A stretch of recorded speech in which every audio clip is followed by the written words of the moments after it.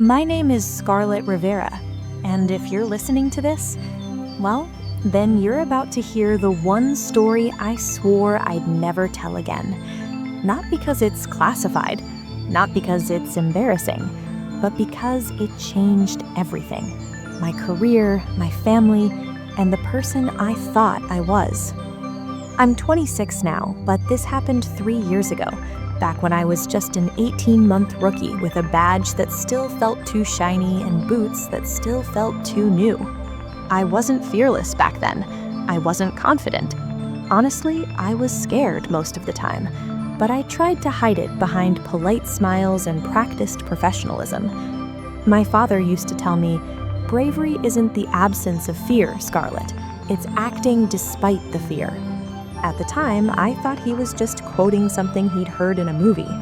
Later, I realized he was preparing me, because nothing in training could have prepared me for what I was about to face. It started on a Tuesday night, a quiet, rainy, forgettable Tuesday night. I was sitting in the patrol car beside Officer Daniels, my partner, my mentor, and the closest thing I had to a big brother in the department. We were parked beside the river, watching raindrops slide across the windshield like tiny shooting stars. "Slow night," Daniels muttered, tapping his fingers on the steering wheel. I nodded. Quiet is good. But he chuckled. Quiet is suspicious. Quiet means something's about to go wrong. He was right. At 9:43 p.m., the radio crackled to life. Unit 4, possible welfare check. Caller reports screaming near Old Pine Road. No visual confirmation. Daniel straightened.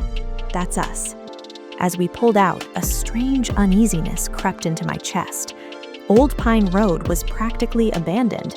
Just forest, old cabins, and a forgotten hiking trail. People didn't scream there unless something was very, very wrong. The road was muddy when we arrived. Our headlights cut through the fog like slicing knives, illuminating tall pines leaning in all directions, as if whispering secrets to each other. "It came from somewhere around here," Daniel said, shining his flashlight. I stepped out of the car, the cold air soaking straight into my skin. My boots sank lightly into wet soil as I scanned the area. And that's when I saw it.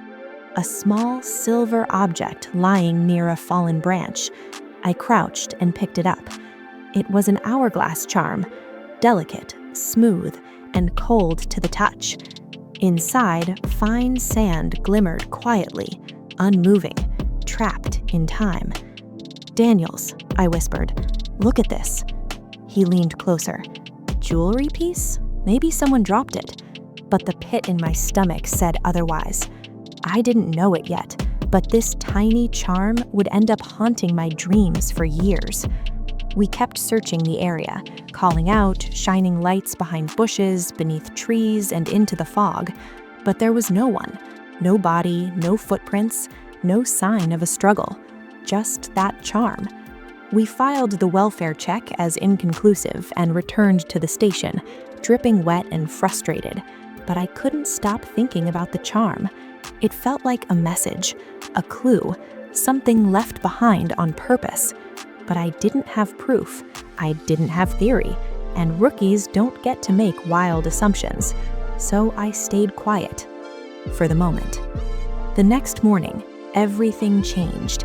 At 7:14 a.m., a call came in. Missing person, female, last seen near Old Pine Road, rainy night. My breath froze in my chest. Daniels and I exchanged a look, one filled with unspoken tension. "Scarlett," he said slowly, "that charm you found, we need to check it again." And right then, right in that moment, I felt it, the quiet shift in the world, the invisible line between a normal case and the beginning of something much, much darker. Something that would follow me for years. Something that would cost lives, break trust, and push me to the edge of everything I believed about justice. But back then, standing in the station with rain still clinging to my jacket, I didn't understand. I didn't know that the missing girl wasn't the first victim. I didn't know she wouldn't be the last. I didn't know I was about to meet the person who called himself the timekeeper, or that his obsession with hourglasses would drag me into a nightmare. All I knew was this: for the first time in my career, I was afraid for a reason I couldn't explain. And fear was only the beginning. When the call about the missing woman came in, the entire station shifted into a different rhythm, the kind of tense, pulsing energy that fills the air when everyone knows something is wrong, but no one wants to say it. Her name was Lena Whitmore, 24 years old, a college student home for the week. Her parents reported her missing early that morning when she didn't return from an evening jog. At first glance, it looked like any other missing person case. Someone wandering off, getting hurt, maybe staying at a friend's house. But when the dispatcher read the rest of the report, my hands went cold. Last known location, near Old Pine Road, around 9:30 p.m. Weather, rain. No calls, no messages, no sightings after.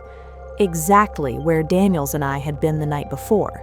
Exactly when we'd heard that scream. Exactly where I'd found the hourglass charm. I followed Daniels into the conference room where Captain Morrow stood with a grim expression.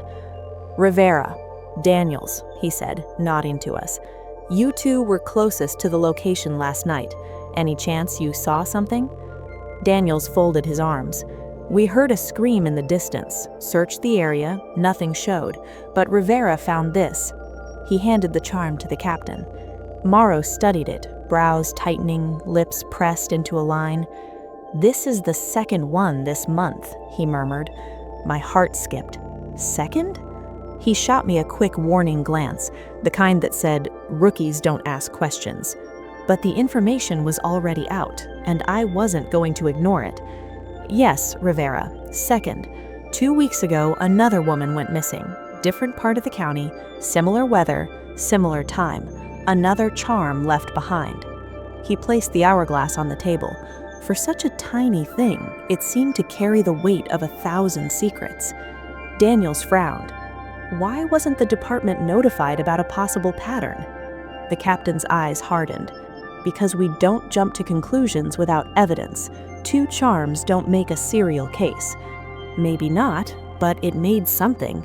A shiver ran down my spine. We headed out to meet Lena's parents. The Whitmore home sat on a quiet suburban street with trimmed hedges and a porch swing moving slightly in the breeze. Lena's mother opened the door, her face pale, lips trembling as she clutched a photo of her daughter. "She never spends the night out without calling," she whispered, her voice breaking. "Something happened, I know it." I wanted to reassure her, tell her we'd find Lena, tell her everything would be okay. But I'd learned from training never to promise things I couldn't guarantee. So instead, I listened. I asked questions. I took notes. Lena's father paced the living room. "She went jogging on the old trail," he said. "She's been going there since high school. The rain didn't stop her." A familiar ache tightened in my chest. The trail was practically a straight line to Old Pine Road. "Did she have any reason to run away?" Daniels asked, gently. "No, absolutely not." We left with copies of photos, her phone records, and what little clues the family could offer, but the uneasiness in my stomach grew heavier. Back at the station, I found myself staring at the charm again, turning it in my hands, watching the way the tiny grains of silver sand stayed frozen, as if time itself refused to move inside that tiny glass prison. And suddenly, I realized something. "This charm wasn't dropped," I whispered. Daniels looked over. "What makes you say that?" "Because it's placed too perfectly, right by the road, right where someone would look. No mud on it, no scratches, no signs it fell by accident." Daniels stared at me for a long moment. "You think someone left it there?" he asked. I swallowed. "I think someone wants us to find it." He exhaled slowly. "Scarlett, careful, you're starting to sound like you want this to be something it isn't." But I shook my head. "It is something," I insisted quietly. "I can feel it." He didn't argue further. Maybe he saw the determination in my eyes. Maybe he already knew I was right. By that evening, search teams were combing the wooded trail. I joined them, walking the same muddy path as the night before, but this time with a heavy sense of dread hanging above us like a storm cloud. Hours passed. Rain soaked our jackets, flashlights cut through the dark like thin swords. And then, around 11 p.m., Officer Crane shouted from behind a cluster of trees. "Over here! I found something!" We rushed toward him, pushing branches aside. There, half buried in wet leaves, was a small plastic evidence marker beside what looked like... My breath hitched. Another hourglass charm, identical to the first.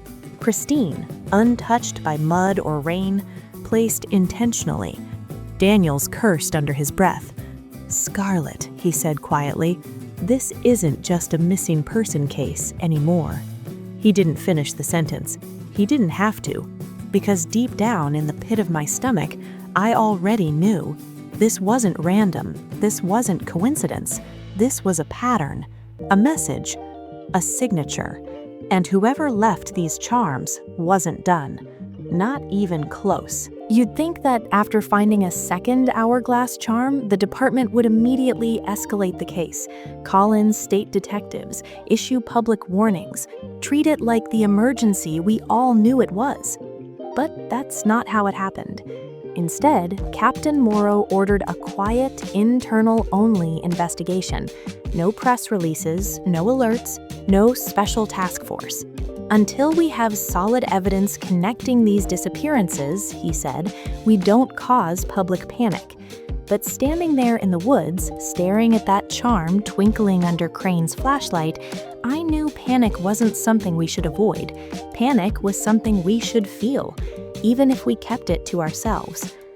The next morning, I barely slept. I tossed and turned until the sunrise painted my bedroom with pale stripes of gold and gray. The world outside felt normal, birds chirping, cars driving, neighbors walking dogs. But in my mind, everything felt wrong, like the world had shifted slightly off its axis and only I could sense it. By the time I arrived at the station, Daniels was already at his desk, rubbing his temples like he'd been up for hours.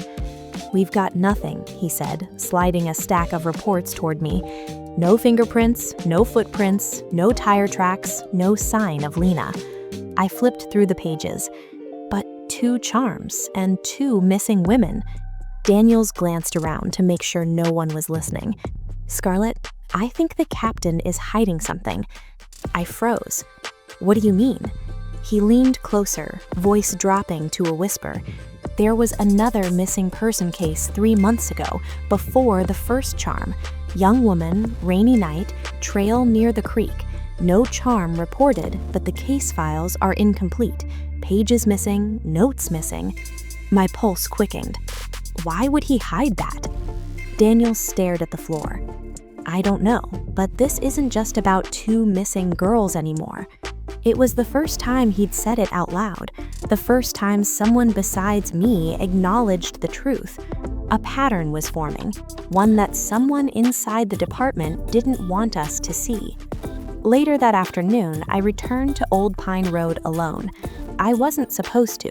Officers weren't allowed to investigate unsupervised, but something was drawing me back, like an invisible thread pulling me deeper into the woods. I parked the patrol car on the shoulder, stepped out, and breathed in the sharp, cold air. The rain from the night before lingered in the soil, softening the earth beneath my boots. The trail ahead felt different now, heavier, more oppressive. As I walked, memories of last night flashed through my mind, the scream, the fog, the first charm glinting under my flashlight. Time seemed to stretch, bending and twisting with every step I took. And that's when I noticed something strange. A boot print. Deep, fresh, not mine. My heartbeat quickened. I knelt down, touching the edges of the print. It wasn't distorted by rain or age. Someone had been here very recently. I followed the prints deeper into the trail. 2, 3, 4. Then they suddenly stopped. Just like that. One step in the mud, the next step gone. It made no sense. No branch to climb, no rock to step on, no place to jump. It was as if the person walking simply vanished. I swallowed hard. "This can't be real," I whispered. But it was. And it wasn't the only thing. A few feet away, tied carefully to a low-hanging pine branch with a piece of string, was another small hourglass charm. But this one was different. Inside, the tiny grains of sand were glowing faintly, reflecting the sunlight like tiny crystals. My breath caught. No way. This wasn't just a charm left behind. It was a message. And this message was meant specifically for the police, or maybe just for me. "Are you following me?" a voice suddenly asked behind me. My hand flew to my holster. I spun around. Standing a few feet away was a tall man in a dark green jacket, a hood pulled over his head. His face was shadowed, but his posture calm, almost casual. I kept my hand near my weapon, but didn't draw. "Sir, this is an active police investigation. I need you to state your name." He tilted his head, studying me with an unsettling stillness. "You won't find her here," he said, quietly. My pulse spiked. "Who are you talking about?" He didn't answer. Instead, he stepped backwards, one slow step, and the next moment he was gone, like smoke dissolving into the trees. I ran toward where he'd stood, but there were no footprints, no sound of running, no trail of movement. Nothing. He had vanished as completely as the boot prints. I bent down, heart hammering, breath trembling, and hanging from the branch where he'd appeared moments before was yet another hourglass charm. This one larger, heavier, marked with a thin engraved line across the glass. A countdown. I touched it, and the sand inside began to move, slowly, steadily, falling grain by grain. I didn't know it then, but this charm wasn't like the others. This one marked the beginning of something far bigger, the turning point of the entire investigation. Because this wasn't a clue, this was a warning, and the countdown I had just activated wasn't counting down to a crime that had already happened. It was counting down to one that was about to happen, to someone I knew, to someone I loved. But I had no idea. Not yet. I carried the larger hourglass charm back to the station like it was made of explosives. In a way, it was. Every grain of silver sand slipping through that tiny glass throat tightened a knot in my chest. A countdown. But to what? And why show it to me? I placed it gently on my desk, watching the sand fall, slow, steady, hypnotic. It looked like there was maybe an hour's worth of sand left, 2 at most. Daniels approached, eyebrows raised in disbelief. "Where did you get that one?" I swallowed. "A man left it on a branch, tall, hooded, didn't give his name. He said, 'You won't find her here.' And then he disappeared," Daniels finished for me, half laughing in disbelief. I nodded. He rubbed the back of his neck. "This case gets stranger by the hour." I looked down at the charm. "How much time do you think we have?" Daniels stared at the falling sand. "Not enough." We brought the charm to Captain Morrow's office, but the moment he saw it, the size, the engraving, the moving sand, his reaction wasn't shock or confusion. It was fear. Real fear. His eyes widened, his lips pressed together, and then he did something that sent a cold wave through my spine. He locked the office door. "Where did you find this?" he demanded. I repeated the story. The man, the woods, the charm. Morrow paced the room, gripping his forehead. "I hoped this would never happen again," he murmured under his breath. "Again?" I asked sharply. "Captain, you know what this means, don't you?" He hesitated. A long, painful hesitation. Then he spoke. "There was another case 5 years ago, before you joined the force. A series of disappearances. Same charm, same pattern, same countdown." My heart slammed against my ribs. 5 years ago, before I was even in uniform. "What happened to the victims?" Daniels asked. Morrow didn't answer right away. He stared at the charm instead.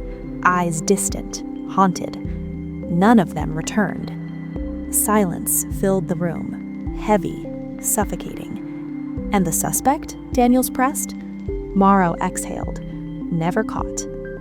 After we left the office, my mind raced. Pieces were starting to connect, but the picture they painted terrified me. A case from years ago, unsolved, now repeating itself with perfect precision. Someone wasn't acting at random. Someone was following a pattern, almost like a ritual, and for some reason, they wanted me involved. I returned to my desk, staring at the charm again. The sand had fallen almost a quarter of the way down.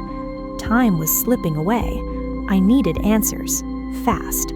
When I couldn't stand sitting anymore, I told Daniels, "I need to go home. There's something I have to check." He nodded, knowing better than to argue with the tone in my voice. But there was another reason I needed to go home, a reason I didn't tell him. My younger brother, Mason. He was only 16 back then, always wandering, always exploring, always ignoring warnings.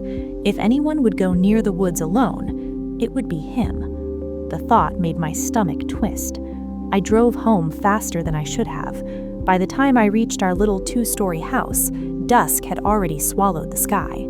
The porch light flickered. The air felt unnaturally still. Inside, the house was quiet. Too quiet. "Mason?" I called. "Hey, you home?" No answer. I checked the kitchen, living room, backyard. Nothing. Finally, I went to his room. The bed was made. His backpack lay open on the floor, but his phone charger wasn't plugged in, and Mason never left without his charger. My chest tightened. I grabbed his jacket off the chair. The sleeves were damp, muddy. "No," I whispered. "Please, no." I sank onto his bed, feeling my throat close. Not him. Anyone but him.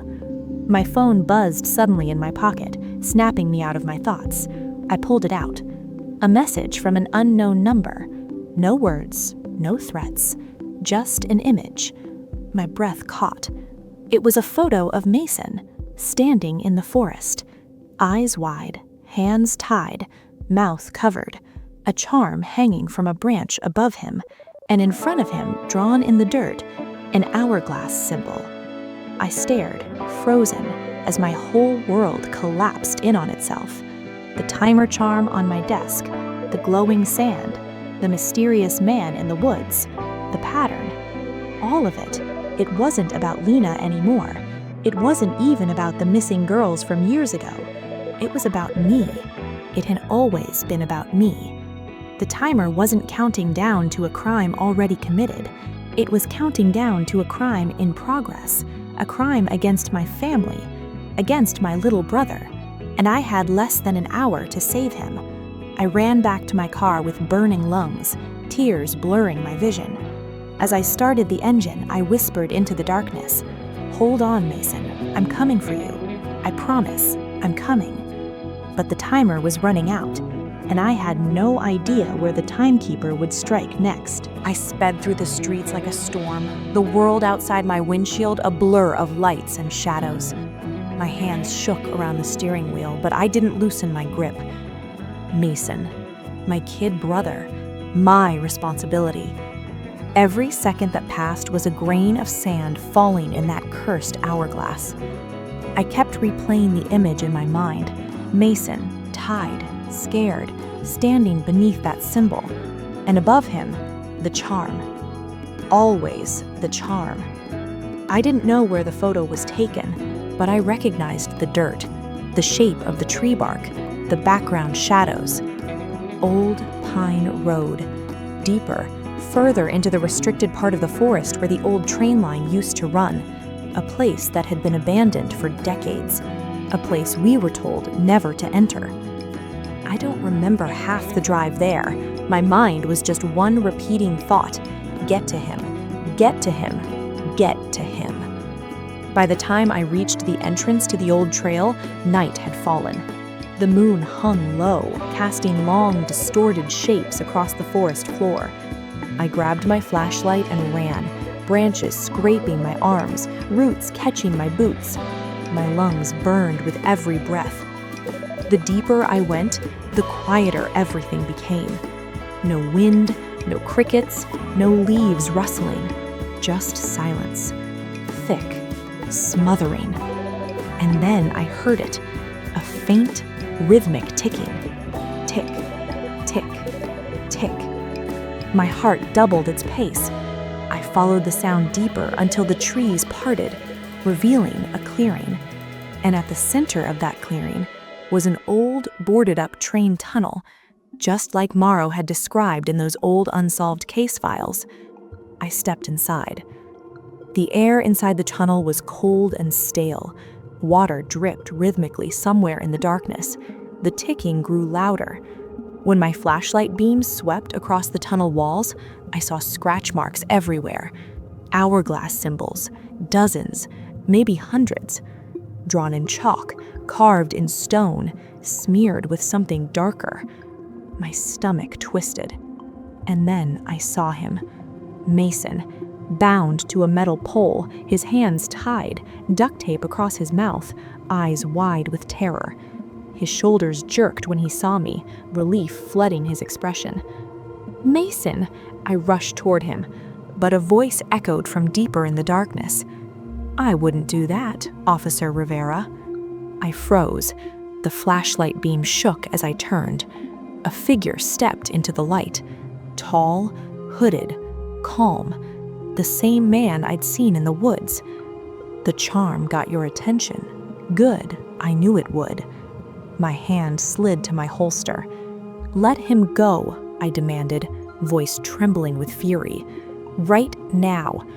He laughed, a quiet, almost gentle sound that sent a chill crawling up my spine. "It's funny," he mused. "You think you're the one giving orders." He stepped closer, lifting something into the beam of my flashlight. Another hourglass, bigger than all the others. The sand inside almost empty. "Time," he whispered, "is a beautiful thing, isn't it?" My jaw clenched. "Why him? He's just a kid." "Because you needed motivation," the timekeeper said simply. "You're the only one who could stop me, but you weren't paying attention." My grip on my gun tightened. "Why the hourglasses?" His voice softened, as if he were talking about something sacred. "Because people don't value time until it runs out. They waste it. They ignore it. They think they have endless tomorrows." He tilted the hourglass. The last grains fell faster. I simply helped them understand the truth. I swallowed hard, glancing at Mason. His chest heaved with silent sobs. I had maybe a minute left, maybe less. I took a slow step forward. "Let him go. Take me instead." The timekeeper tilted his head. "Oh, Scarlett, I've never wanted you. I wanted your attention, your focus, your fear." He lifted the nearly empty hourglass. "And now that time is almost up, your choice is simple." He pointed deeper into the tunnel. "Save your brother, or stop me." My blood ran cold. He dropped the hourglass. It shattered on the concrete floor. The sound echoed like a gunshot, and the ticking stopped. Everything in me exploded into motion. I lunged at him, hand on my gun, but he sprinted into the darkness with a speed no normal person should have.